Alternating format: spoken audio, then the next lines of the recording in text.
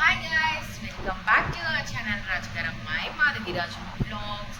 ఇవాటి మన బ్లాగ్ ఏంటంటే మన గంగ జాతరలో థర్డ్ డే అయినటువంటి ఈరోజు ఏ వేషం అంటే బండ వేషం అనమాట. సో బండ వేషం ఎలా వేస్తారు ఏంటి అనేది వాటి మన వీడియో.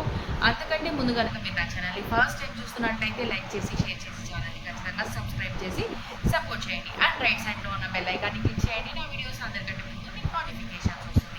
అండ్ ఈ గంగ జాతరలో ఉన్నటువంటి ప్రతి ఒక్క విశేషాన్ని నేను క్యాప్చర్ చేయడం జరిగింది. అండ్ బండ వేషం ఎలా వేస్తారు ఏంటి అనేది ఇవాటి వీడియో. అండ్ అప్కమింగ్ వీడియోలో అమ్మవారికి మా స్ట్రీట్ నుంచి తీసుకెళ్ళిన పసుపు కుంకుమ సారె ఎలా జరిగింది అనేది నేను పోస్ట్ చేస్తాను. అసలు ఎంత గ్రాండ్గా జరుగుతుందంటే ఎవరు ఊహించినంతగా జరుగుతుంది. మేళతాళాలు, అసలు ఎంతమంది కళాకారులు వస్తారంటే హండ్రెడ్స్లో కళాకారులు వచ్చి అమ్మవారికి చీర సారే గుడి దగ్గరకు తీసుకెళ్ళినంత వరకు వీడియో అయితే నేను పోస్ట్ చేయడం జరుగుతుంది. నెక్స్ట్ వీడియో అసలు మిస్ చేయొద్దు.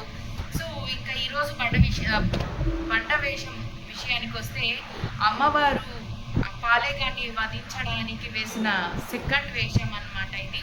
సో బండ వేషం అంటే మానవుడు వచ్చే కష్ట నష్టాల్ని తట్టుకొని బండలాగా ధైర్యంతో నిలవాలనే దీంతో బండ వేషం అనే పేరు వచ్చిందనమాట. అంతే బండలాగా రాయిలాగా స్ట్రాంగ్గా ఉండాలి అని దీనికి బండ వేషం అనమాట.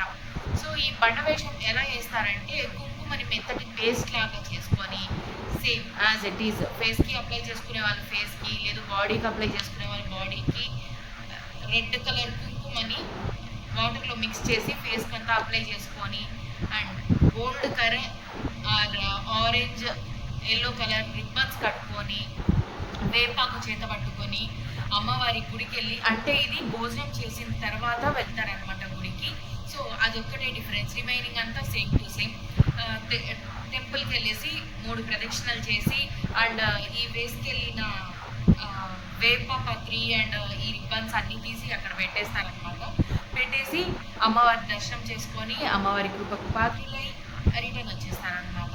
సో ఇది వాటి బండ వేషం యొక్క విశేషం అనమాట. సో రెడ్ కలర్ పేస్ట్ని అప్లై చేసుకోవడం బండ వేషం యొక్క విశేషం అనమాట.